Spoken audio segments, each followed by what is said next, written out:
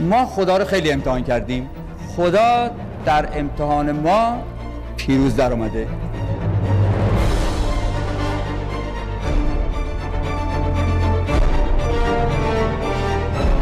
نیشکم.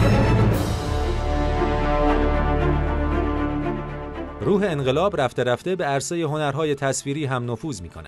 خونبارش از اولین فیلم‌های سینمای ایران بعد از انقلاب به نویسندگی و کارگردانی امیر قویدل کلید می‌خورد. خونبارش که رسول صدرعامری تهیه آن را بر عهده دارد، بر اساس یک داستان واقعی طراحی شده و قرار است دقایقی از پرواز انقلاب در این فیلم بازسازی شود. رگبار دوم. رگبار دوم. یا علی. یا علی.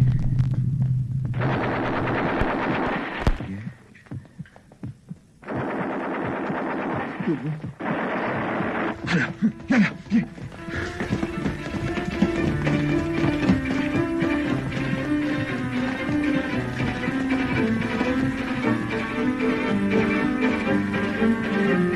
زنده باد خمینی!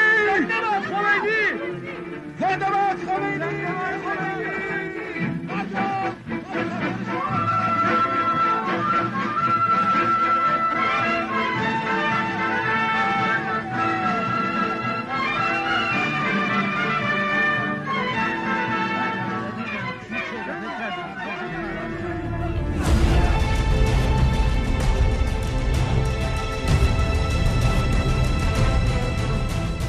دومین جلسه بررسی کابینه در مجلس تشکیل می شود. محمد شرافت به عنوان موافق کابینه پیشنهادی رجایی با قیاس زیرکانه رجایی و بنی صدر، ولایت پذیری نخست وزیر را مهمترین دلیل برای موافقت خود اعلام می کند. آقای رجایی از اول اون چیزی که خیال بنده رو راحت کرد، علاوه بر سوابقی که از نظر شناخت با این مرد من دارم، هم قبل از انقلاب هم بعد از انقلاب، اول گفت من مقلد امامم.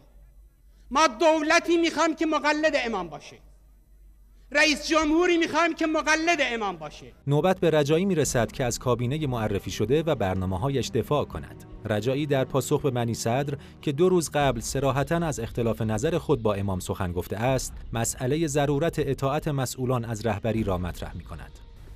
اینطوره که ما میگیم در یک انقلاب مکتبی، اون جایی که تفکر مکتبی، یعنی اون جایی که راهنمود رهبر اون انقلاب که از نظر اون انقلابیون صالح ترین شخص برای تشخیص محتوای اون مکتب هست،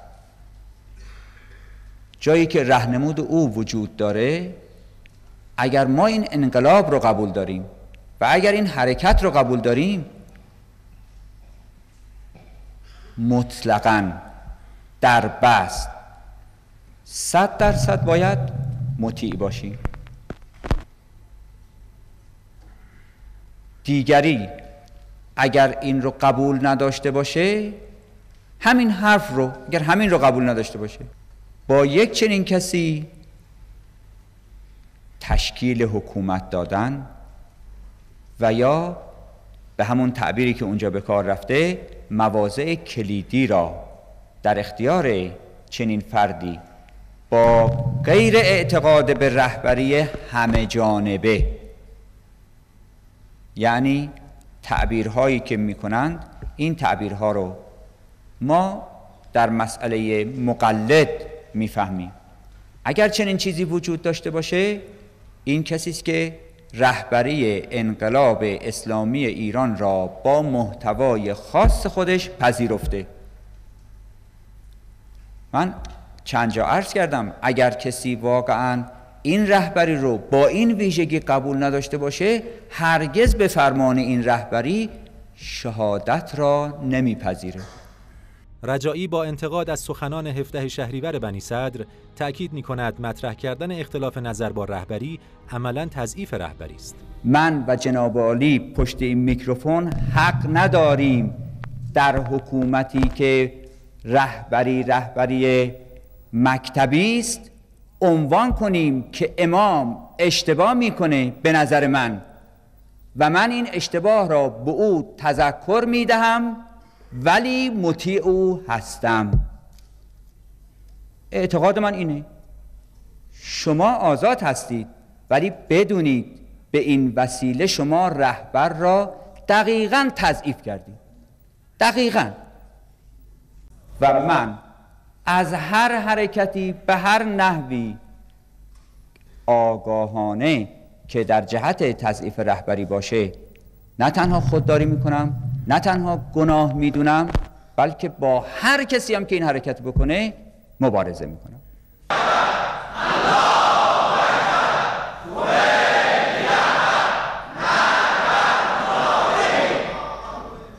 رجایی که در سخنان اخیر رئیس جمهور به وعده شکنی متهم شده، برای روشن شدن افکار عمومی اقدام به پاسخگویی می‌کند. اون چی که ایشون تعهد کرده بودن این بود که صحبتی نکنن که کابینه تضعیف بشه و این جزو تعهداتشون بود. خب از حرفاشون پیدا بود که خیلی حرفا نسبت به بعضیا میخوان بزنن، ولی همونطور که خودشون گفتن نمیخوان اسم اون بعضی ها رو بیارن، چون که در مذاکره تلفنی که آخرین نامه رو میخواستم به مجلس بنویسم ایشون اجازه دادن که من کلمه تصویب بنویسم تا اینکه اون ابهامی که بعضی از دوستان داشتن رفع بشه. و من تعجب میکنم بعد از اینکه ایشون کلمه تصویب رو نوشتن، یعنی اجازه دادن که من بنویسم، اون چه که دیروز در رابطه با اعضای کابینه گفتن اون خیلی منو به تعجب انداخت. اینکه کسانی رو که نپذیرفته‌اند، خب خیلی بد جمله گفتن ایشون، من تکرار نمی کنم. آیا اگر همین حرف رو برای کسانی که به ایشون رأی ندادن، اگر ما میکروفون ببریم جلوی دهن مردمی که به ایشون رأی ندادن همین جمله ها رو هیچی هم نگن، آیا ایشون چنین اجازه‌ای میدن؟ هرگز اگر فردا رئیس جمهوری بخواد هر چی از دهنش درآمد به وزرای من بگه، اینو مطمئن بدونه که لحظه‌ای ما با هم دور یک میز نخواهیم نشست. نخست وزیر رویکرد خود را همکاری با رئیس جمهور اعلام می‌کند، اما میگوید ملاک این همکاری قانون اساسی و قضاوت مجلس خواهد بود. چون بنای من بر این بود از اول که با برادرمون بنی صدر روی مشترکات و در رابطه با مردم کار کنیم. از اول بله من قول تفاهم دادم، اما نه اینکه در اون چی که من دقیقاً به اون معتقد هستم و اختلاف دارم از اون برمیگردم. اینطور نبود. من از اول گفتم، حالا هم میگم که بین من و ایشون قانون اساسی وجود داره و 270 نفر انسان ناظر بر این هست که آیا این حرکات مطابق قانون اساسی هست یا نیست. من برای دعوای با رئیس جمهور نیامدم. من هم مانند یکی از افراد این مملکت از وضع موجود رنج بردم. به همین جهت هست که این همه فشارها رو تحمل میکنم و خدا توفیق خواهد داد. اون آیه‌ای که صبح خوندم به اون آیه هم معتقدم که الذین قالوا ربنا الله ثم استقاموا تتنزل علیهم الملائکه الا تخافوا. ما خدا رو خیلی امتحان کردیم، خدا در امتحان ما پیروز در اومده. سرانجام بعد از 2 جلسه بحث مخالفان و موافقان، مجلس به کابینه و برنامه دولت رأی اعتماد می‌دهد و اولین دولت جمهوری اسلامی با 169 رأی موافق شکل می‌گیرد. عده موافق 169 نفر.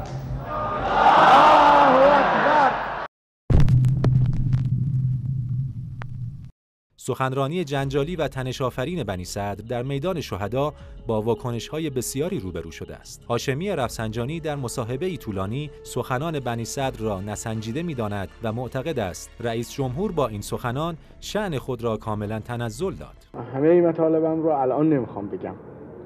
یه مسائلی است در رابطه با شخص آقای بنی صدر و نقطه مقابل حرفایی که ایشون زدند، اینا رو در فرصت دیگری باید بگم و خواهم گفت. اما یک مطالبی راجع به کیفیت صحبت ایشون و اظهارات ایشون که به شخص خودشون مربوط نمیشه هست که اینا رو الان به طور خلاصه میگم. امیدوارم مفید و مؤثر باشه برای اینکه این گونه صحنه‌ها تکرار نشه. به نظر من این سخنرانی دیروز آقای بنی صدر هیچ قابل توجیه در این مرحله زمانی ما نیست و از نظر شخص من ایشون از مقام یک رئیس جمهوری که مورد قبول همه مردم باید باشه و در سطح بالا به قول قانون اساسی دومین شخصیت کشور باید باشه، ایشون تنزل کردن در حد رهبری یک گروه مخالف دولت مثلا. رئیس مجلس معتقد است مردم در مراسم 17 شهریور به خاطر خون شهدا اجتماع کرده بودند، نه برای شنیدن سخنان بنی صدر. هاشمی اقدام رئیس جمهور در به کار بردن لفظ قیم را توهین به نمایندگان مجلس می‌داند. ایشون به مجلس اهانت کردند. با اینکه گفتن من احترام مجلس حفظ می‌کنن، ولی با صراحت گفتن که یه عده هستن خودشون قیم مجلس می‌دونن و اگر اینها نباشن مجلس راه خودشو میره. یعنی با حضور اینها مجلس قیم داره و تصمیم نمایندگان مردم زیر نظر اون قیم ها گرفته میشه، در صورتی که این مجلس مرکب از 230 نفر انسانه که عده زیادی از اینها شخصیت هایی هستن، مجتهدن، دانشمندن، با سابقه هن و اینها آدمایی نیستن که به حرف این و اون تصمیم بگیرن و قیم بخوان. تو اینا کسانی هستن که شخصیتشون از بنده و رئیس جمهور و خیلی کسان دیگه بالاتر هم هست، واقعا شخصیت دارن و به اینا نمیشه تهمت قیم داری زد. تخریب کابینه از دیگر نقدهای وارد به سخنرانی بنی صدر است که هاشمی به آن میپردازد و رئیس جمهور را در مقابل یک سؤال بزرگ قرار میدهد. به کابینه اهانت کردن، گفتن که این افراد حداقل شرایط از نظر من دارن. این دیگه چی به کابینه میتونن بگن؟ چون خودشون تصویب کردن دیگه بیشتر از این نمیتونستن بگن. بزرگترین اهانتی که رئیس جمهوری که کابینه رو تصویب کرده میتونستن به کابینه بکنن همین بود که بگن اینا حداقل شرایط دارن. یعنی خب کابینه‌ای که رئیس جمهور دربارش اینجور قضاوت بکنه چگونه میتونه در شرایط موجود کشور کابینه فعال باشه؟ ایشون باید تأیید کنن، تشویق کنن، کمک کنن، شخصیت اینها رو بالا ببرن و بدونن که شخصیت اینها رو بالا ببرن شخصیت خودشون بالا میره. هاشمی رفسنجانی به تلاش بنی صدر برای تقلید از مصدق اشاره می‌کند و می‌گوید دعوت از مخالفان ریاست جمهور برای تجمع مقابل دفتر نخست وزیری دقیقاً مخالف خط و خواست امام است. ایشون به شیوه مرحوم دکتر مصدق دعوت کردن مخالفین خودشون رو که بیان دم کاخ ریاست جمهوری مخالفت خودشون رو بگن. یه تقلید ساده است که به نظر من اولا من از مخالفین میخوام که چه این کاری نکنن. ما نمیخوایم در این شرایط هیاهو را بندازیم. ما اگر با کسی با رئیس جمهور مخالف باشه در دلش نگه داره، الان بگذاره رئیس جمهور کارش انجام بده. چرا مردم بیان جمع بشن دم کاخ و بگن ما مخالفیم؟ مردم مسلمانن. امام گفته رئیس جمهور و دولت و مجلس تایید بشن، اینا بیان. این درست خلاف خط امام و خلاف فرمان امامه. من تقاضا میکنم که مردم اونایی که از من حرف میشنوند این دعوتشون رو قبول نکنند که این فاجعه است. رئیس مجلس که مشخص است از تشنج آفرینی بنی صدر عصبانی است، به رئیس جمهور گوشزد می‌کند. لااقل رعایت حال امام را می‌کردید، شما که می‌دانید حال ایشان خوب نیست. ایشون در این لحظه خوب بود مراعات حال امام رو می‌کردند.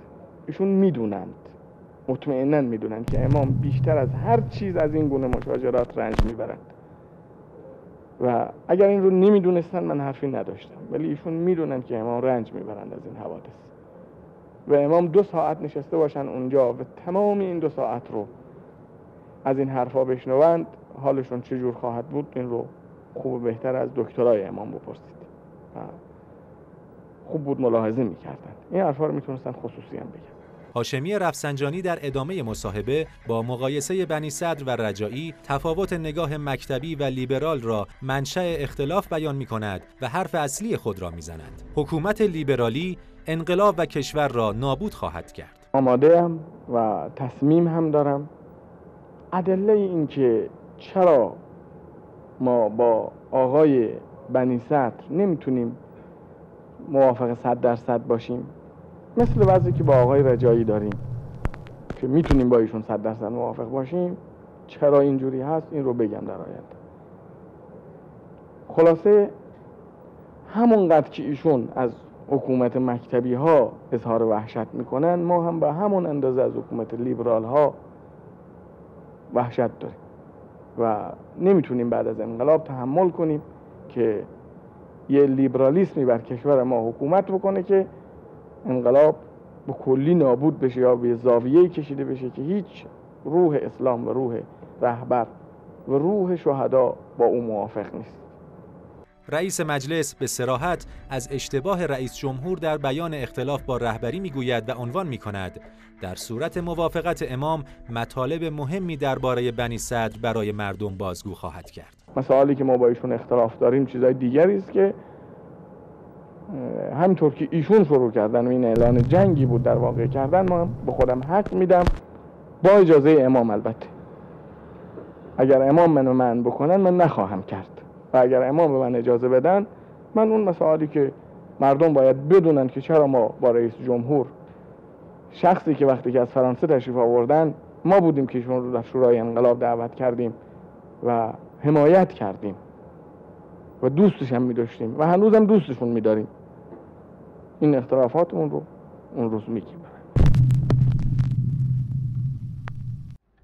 حملات پراکنده ارتش عراق به مرزها ادامه دارد. نیروهای مرزی ایران در پاسخ به این حملات یک هواپیما و 3 تانک عراقی را منهدم می‌کنند. اقدام دیگر ارتش عراق تصرف پاسگاه زین قوس است که به موجب قرارداد 1975 الجزایر به ایران واگذار شده بود. عراق در کنار عملیات ایذایی و هدف قرار دادن متناوب مهران، قصر شیرین، طلائیه و نفت شهر برای بار سوم نامه‌ای تهدیدآمیز مبنی بر تملک اروند به کاردار ایران تحویل می‌دهد. صدام خیالاتی در سر دارد.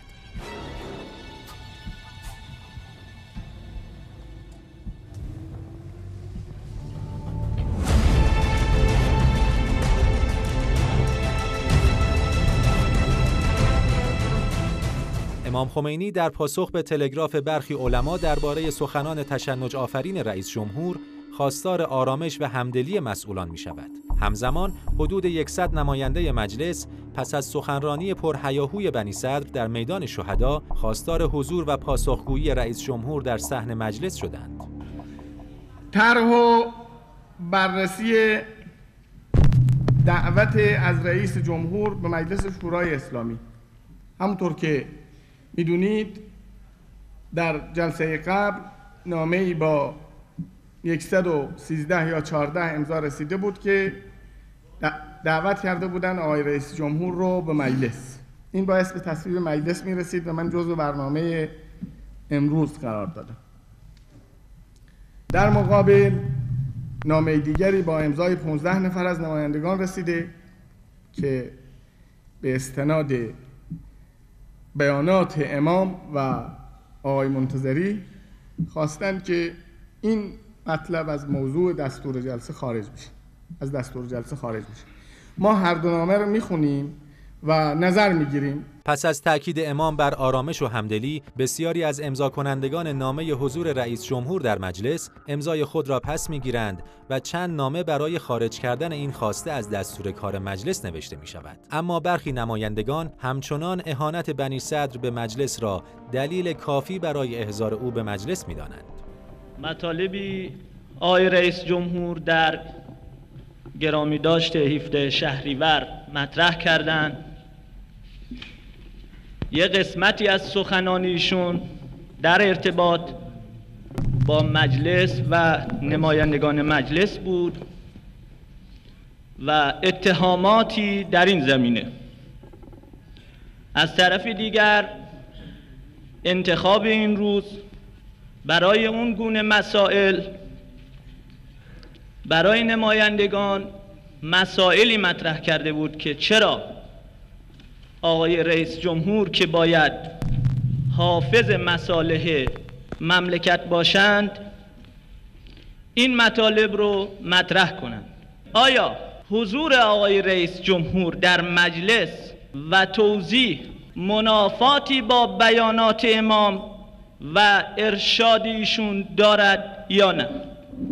برخی امضا کنندگان دیگر نیز بازتاب سخنرانی بنی صدر در خارج از مرزها و در رسانه‌های بیگانه را دلیل موجهی برای احضار رئیس جمهور می‌دانند، اما با توجه به تأکید امام از درخواست خود اعلام انصراف می‌کنند. در خارج کشور این سخنان آقای بنی صدر عکس‌العمل بسیار منفی برای انقلاب ما داشته، مخصوصا در اونجایی که آقای بنی صدر به عنوان یک رئیس جمهور اظهار می‌دارن که نمیتونن در این مملکت صحبت بکنن و نمیتونن کار بکنن و غیره. امام توصیه فرمودند که اختلاف نکنید و بحث رو تمام بکنید و انشاءالله جزئی بوده. من که یکی از امضا کنندگان بودم الان امضام رو پس میگیرم و تقاضا میکنم نمایندگان موافقت بکنن که این فعلا این موضوع مسکوت بمونه. البته از برادرمون جناب آقای بنی صدر هم تقاضا میکنیم که این برای آخرین بار باشد که این چنین صحبت‌های گنگ و مبهم میکنن، این صحبت‌هایی که همش به ضرر انقلاب اسلامی ایران تمام میشه.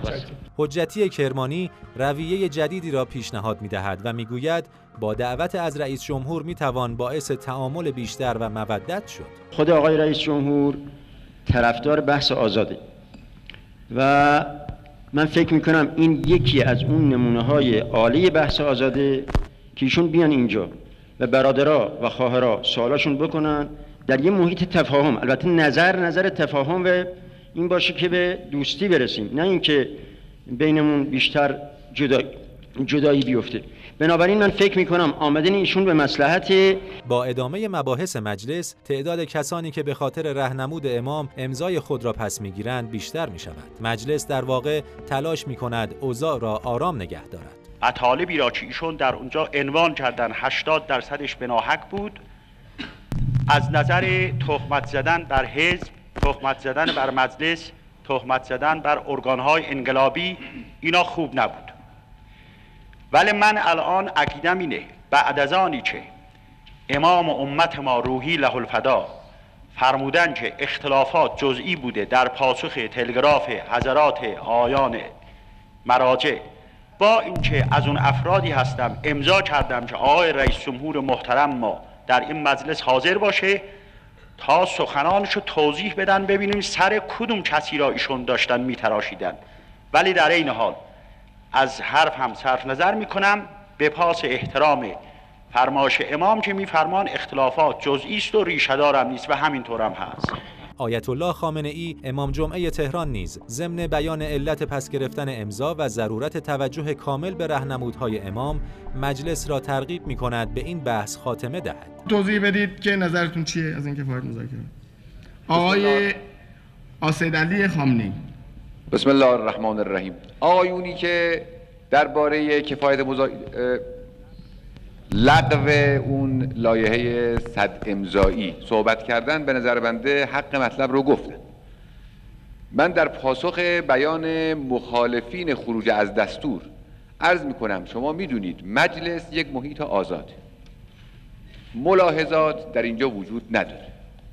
اگر آقای رئیس جمهور تشریف بیارن اینجا و یه مسئله ای رو بیان کنن که مخالف ذهنیت حاکم بر ذهن هر یک از نماینده ها باشه، فکر میکنم کفایت مذاکرات دلیل نمیخواد، چون این حرف کش داره، 30 نفر نوشتن، 30 نفر دیگه هم خواهند نوشت، حرفام همون حرفاست و تکراری است. بنابراین کفایت مذاکرات رو پیشنهاد میکنم. مخالف کفایت مذاکرات چیه؟ اولیش مخالف کفایت مذاکرات.